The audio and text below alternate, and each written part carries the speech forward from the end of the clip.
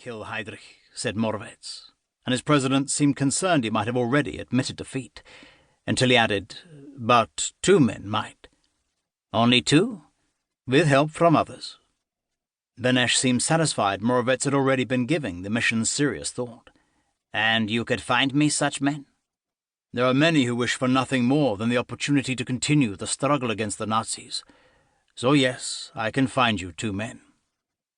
He spoke as if that was the easy part. But they must be the right men? Benesch realized what he was getting at. They'll only get one chance. Phil and Heydrich won't travel anywhere again without an armoured convoy around him. Thousands came to England to continue the struggle when our country fell, Benesch reasoned. There must be exceptional men among them. There are, Moravec agreed. Get them then, Benesch ordered, and he turned back to the window to give Moravec his cue. The meeting was over. The rain that had been threatening for hours finally came, and thick droplets pattered against the window outside. Moravec made as if to leave. František, Benesch stopped him. Make sure they understand. That they might not be coming back? Benesch nodded. Good men would know that already, he assured his president. 2. Set Europe ablaze. Winston Churchill, instruction to Hugh Dalton, Minister for Economic Warfare on the creation of the Special Operations Executive, SOE, July 1940. Josef Gabčík was playing at soldiers again. He had just leapt from an imaginary landing craft, an L-shaped jetty yards from a Scottish beach, into an admittedly very real sea, and was now wading toward the shore, chest deep in the salty surf. Using his peripheral vision, he noticed he was at the head of a dozen men who had jumped into the water. There were a few gasps from his comrades, and a number of loud curses at the initial shock of the cold ocean, but the swearing strangely cheered him on, coming as it did in his native tongue. He ignored the icy chill of the water, the salt in his eyes, and the burn of the pack straps on his shoulders, and pressed on. Gabčík held his rifle high above his head with both arms, trying not to stumble on the uneven, shifting surface of the seabed, bending forward to allow for his 40-pound pack full of rocks that was strapped to his back.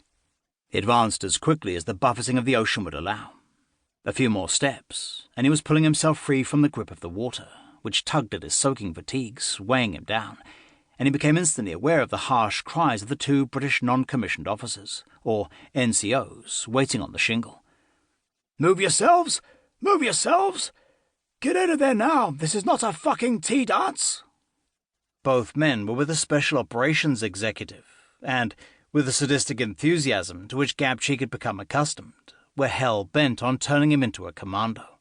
As soon as he was free from the surf, he sprinted across the cove in a stumbling run, feet sinking into the shingle, running like a child trapped in a bad dream who could get away fast enough.